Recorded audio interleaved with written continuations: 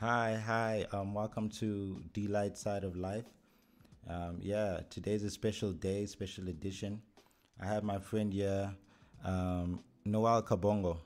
Hi, Noel. Hey, how you doing? I'm good, man. I have you here because I'd like to speak on racism and xenophobia. Reason being is you are my Congolese friend, and you play a very white sport. It's like, majority white people would play that, which is rugby. So I'd assume that you'd have both experiences, or. So yeah, am I correct in saying that?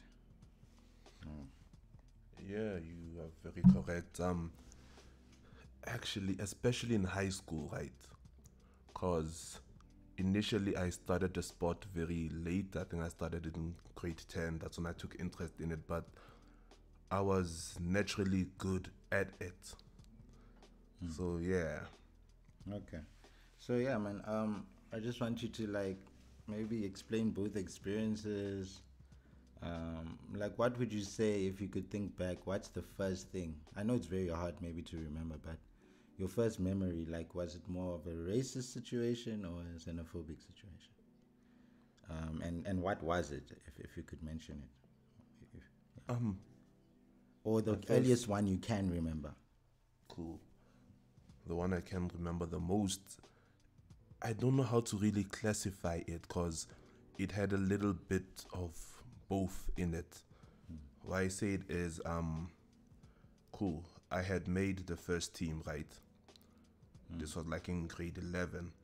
So we training for a game and we're running drills. So I am a prop forward. Running what? Drills. Drills. Yeah. My bad. Oh. I am a prop forward. So traditionally we are the biggest and the heaviest on the field, right? So automatically we are supposed to be the slowest, but now we're doing sprints. Yeah. And it turns out I'm one of the fastest players on the field for most of the positions. I mean, usually the fastest are the wingers and I can keep up with them. So now here's the situation, whereas now the coach is now getting a little mad that I can keep up with the wingers. What is the coach, if I may ask? The coach is white, right? Okay. So now he's getting a little mad that I can keep up with them, but he feels like I'm still not putting enough effort. But anyway, so now he doesn't want to acknowledge that I can be that quick as a black African. Because now basically he's shouting at me. I'm like, hey, and I don't care which country you come from, if it's Jamaica or Ukraine, because I mean traditionally these guys are sprinters, so he assumes that the speed I have, I need to be from out of Africa. Like he can't even give us that. Like, hey man, I don't care that you're South African or Congolese, but for him, he can't. There's no way he wanted me or us as Africans to win. That hey, I can't deny your speed, or your athleticism, but hey, it still can't be from Africa, man. So it's not that he's saying you should stop doing something. Yeah. He was just on some. I It can't believe what's going on. Yeah, it can't be from Africa, man. It must be. Oh, you must be lying about. Yeah, your where I'm coming nationality. from. So I must be Jamaican or something. And I'm thinking, no, man. And I keep telling you guys that I'm originally from Congo, but I was born this side. So, but nah. So he keeps repeating that same thing, like, nah, hey, I don't care how you guys do it in Jamaica. I'm like, I'm not from Jamaica. Then next thing he'll shout, hey, man, I don't know how things are done in Ukraine. Hey. Ukraine. Give you a white. That's a white country. Or whatever it is, as long as it's not from here. Yeah. Oh, wow. And also that's weird because that's a kind of a racism and also a xenophobia in one situation, one thing. I want to also stress that Noel is not, you're not born in Congo. No. You're born in South Africa to Congolese parents. It's just your older siblings who were born in Congo, nah? And they moved when they were younger. Yeah. at that time. Okay, cool. But you still regarded as Congolese? Yes. Identity-wise. Okay, dope. Yeah, sorry, man. That sounds hectic. Have there been any altercations? Would you say like that was like based on the fact that a racist remark, whatever it is, like, you know what I mean, racist or xenophobic? In high school, definitely both. But yeah, An equal amount or an equal amount, since predominantly the school I went to was 80% white. So obviously there's going to be more racist remarks as opposed to xenophobia, but I had my fair share of xenophobic altercations. And I come from a household where we are kind of taught to stand up for yourself. So yeah, I've been in a lot of fights in high school just trying to stand up against racist remarks or xenophobic remarks. So after a while, that kind of helped me, because now I don't know if the guys around me changed their perception on racism or xenophobia, or they're just scared to address it to me. oh, because they know what comes with it, Yeah. or who comes with it, type of thing. So I remember yeah. one incident where at school, right, we had this kind of I forgot what this period was, but we'd watch a film. Yeah. So in that film, I think we watched Freedom Writers. Yeah. Yeah, we watched Freedom Writers. So It's the American movie, right? yeah, the American movie. So the actors that they chose for that, right, the black actors had a lot of big noses, big lips, big ears, So we watched it as I was in the English speaking class, majority black people. So cool. After the film, now we're going back to class. I think I went to use the bathroom or something. And then I walk back into class, and then I see a huge image on the board of someone drawing what we just came from watching. A dark-skinned dude with big lips, big nose, big ears. And then they put the, You Noel. saw the person drawing it? No. Or it was already there? It was already there when I walked in the room. And now I'm thinking, but this is not a random class, so it's like white people or people I don't know. This is like my buddies, like we've been together now for like a year or two. We're friends, we all chill together. And then I walk in, everyone's cracking up, and I'm thinking, damn. Wow. And it's directed at, is you not the only black guy in the class? No, I'm not the only black But guy. you're the biggest one. Yeah, so the joke is... And they put my name right underneath the picture. Damn. And I was just like, damn, okay, is that how most of y'all really feel, Yeah. But no, nothing really. Oh, you couldn't really start anything because you don't know who did this thing. Hey, imagine starting to move a whole class, man. I know you're a big guy, but that's a bit too much. Hey, bro. And you mentioned standing up for yourselves, and that's how your parents were raised you and stuff. Would you say that it's a product of having to face these situations where they knew, okay, because you are foreign, because you are black in a white school, therefore, hey guys, be prepared for this? Or is it just a thing in general that you think is more prevalent, like in Congolese culture? Or I don't know, I'm just trying to find out, like where do you think it stems from, the circumstances? Or yeah, I honestly feel it stems from the circumstances, because and now this is not just due to race or tribalism, but in general, there is very controversial circumstances where you need to just kind of stand up for yourself. It's just in this environment, it was elevated because we are foreign, because we didn't speak the local languages, because our features were different. Like, hey, I got big ass lips, man. So, I want to ask that. So, I'll first say from my observation, right? You have more. I guess the numbers also allow for that, but you have more South African friends, black South African friends, than you do have white friends, and I'm familiar with just like one white friend. despite you having always, like, almost every weekend because of rugby, you'd be around a lot of white guys, and there's this brotherhood, I guess, that comes with being the same locker room, or that usually, I guess, would come from those situations. But somehow you manage to always extract yourself from that. It's like, okay, guys, we're done playing. I'm gonna go back to my people. So yeah, would it be fair to say that you have more South African black friends than you do white friends, and why is that? What made you gravitate more towards the black South African friends? Basically more relatability and things in common. Apart from that, the white friends, although we do play rugby together, but there is a lot of underlying pretense that goes with it, and which I've noticed how they treat other black people, in the sense that I play rugby and I'm quite good at it. So they know they need me in the team. Financially, I grew up a little better off, so I did not have to really depend on them for anything else.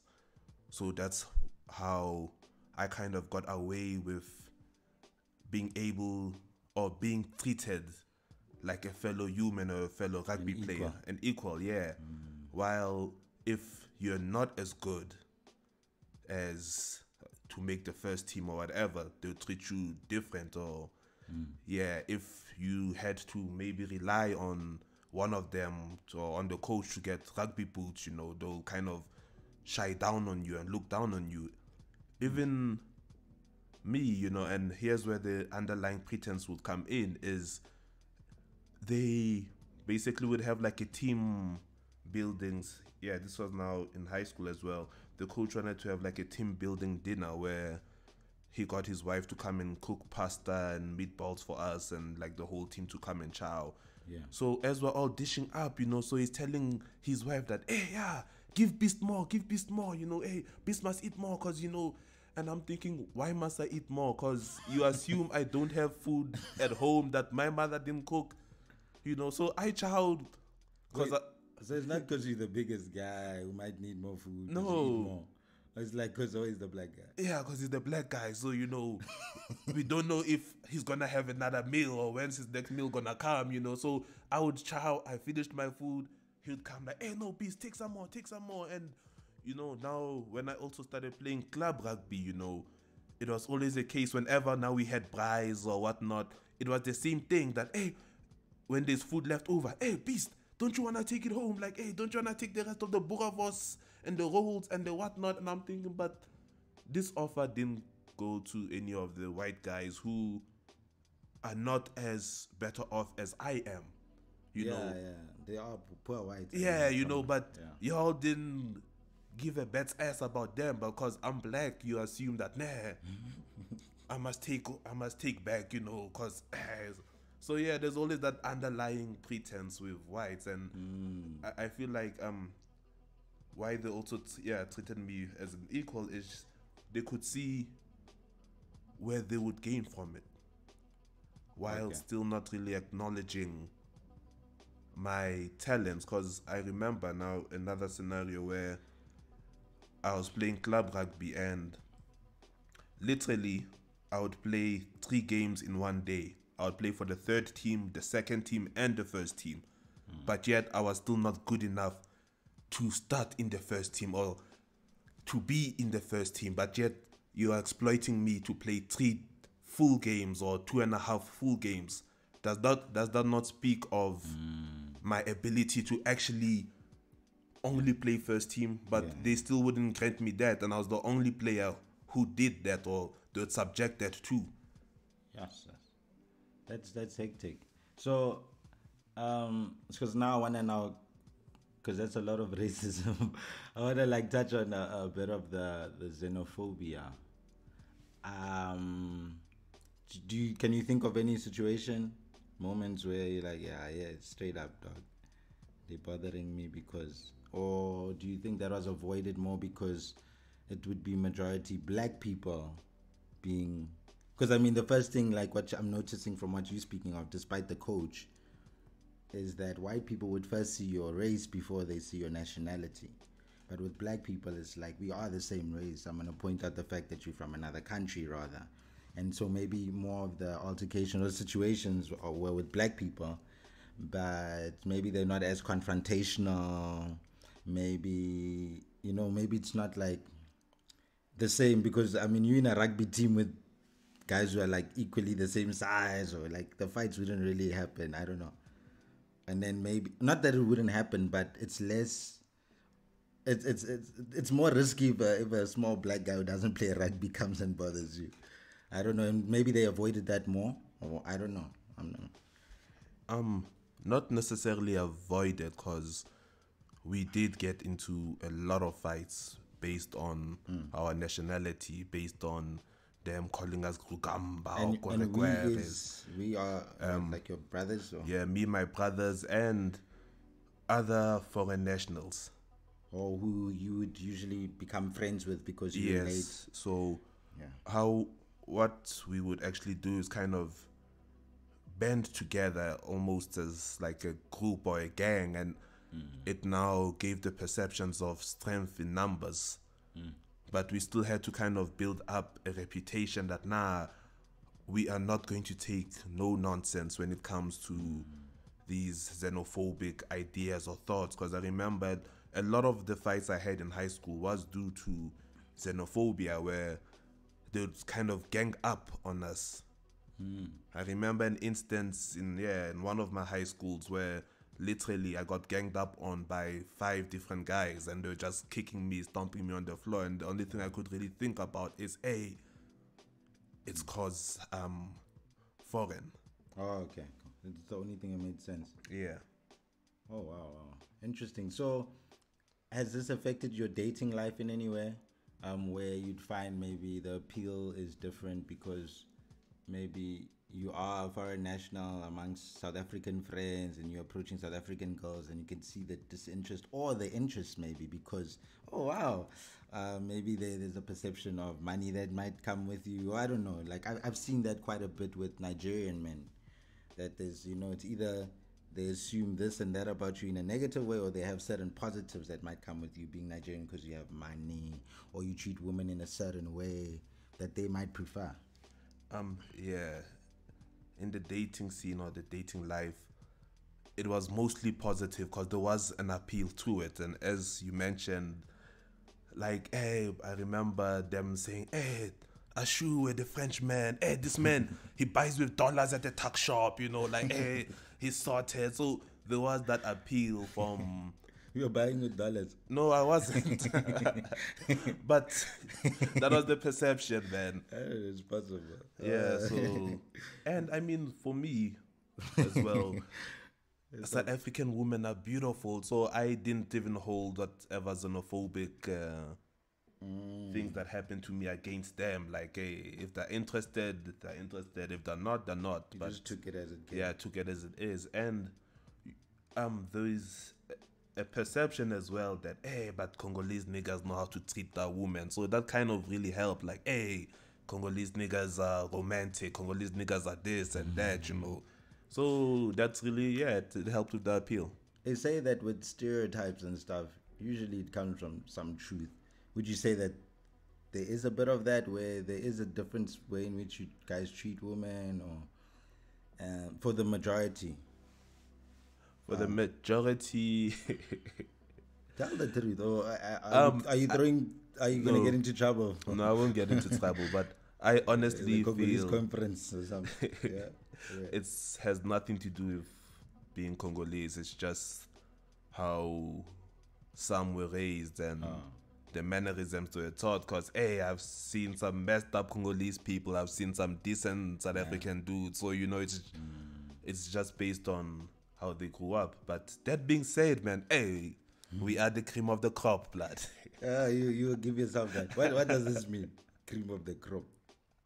What are you referring to? Tell, is the way you treat them? The way you're referring to certain activities with women.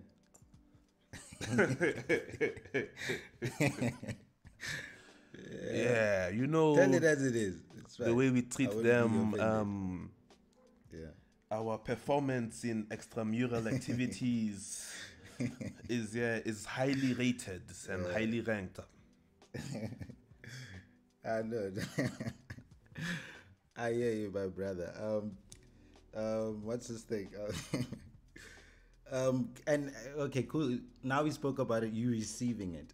I personally have dated a Congolese girl, right? You're aware of that, and not at the time when we were dating, but after a while, we still maybe in contact and stuff, and I would find out that, basically it would have been harder for us to have continued and try and pursue something serious, because it would have been an issue, her bringing home a South African guy, right? It's preferred that you stay in your culture, your nationality and stuff. So basically what I'm trying to find out is, have you seen it reversed? In a sense of, I think there are certain circumstances and certain reasons that are, there's things that are reasonable, like, okay, we don't want you to, mix with this person or those people because of this, but then there's some stuff that is like ridiculous, or you're basing it on a weird stereotype. Have you seen a bit of that with you don't have to specifically say your parents, but you can, even other people's situations where it has been harder for them to date or to have certain friends of a different nationality or South African nationality? Yeah, I've seen that happen. It's quite more common than we think. I think our issue is we try to basically talk about it or tackle it on a national level, but it happens as well with tribes. So it's not really fair to kind of put it all on. It's because I'm Zimbabwean, you're Malawian, so we can't match, while within these tribes, within these people, it's even more common. Oh, okay. So last question. Would you date a white girl? Not date. Would you? Dating is easy, man. You can hide away for a whole year and have fun with that. Would you marry a white girl? Would you take that step and like, hey, yeah, like you love this girl, bro? Would you try it out? Honestly, if I love her, sure, I'd marry her. But right now, isn't my preference. Right now, no. Okay. Yeah. Same with South African girl. With South African girls, would you marry a South African girl? I would. I honestly would. That's not the preference thing. Yeah, that's just about whoever I click or connect with. Actually, any black girl, any nationality, I'm still very open to. So would you say the reason why the answer for the white girl is more about, it would really be the love thing, the preference is not really there? Is it because of the relatability that though this black girl who's South African, she's South African, but I do relate more, or I do understand the culture more because you are technically South African, not because you're born here? Would you say that's why that's not even a thing to go for a South African girl compared to a white girl? Yeah, cause there's already a lot of similarities between Congolese cultures and South African cultures, or a lot of these African countries. While Europeans, sometimes they go left, So yeah, that's my only reason. It's not really based on skin color. It's just left. Yeah, left. We leave it at left. We keep it safe. Cool. Thanks a lot, Noel. This was nice. It was fun. I learned a lot, man. You don't know until you know. So yeah, man. Thanks for joining me today. Any last words? Yeah, man. Hit me up at Prime Kabongo on Instagram. It's about the followers. You want followers? What did you say? I said it's about the followers. It's a what? It's about the followers. Oh, it's about the followers. Oh, okay.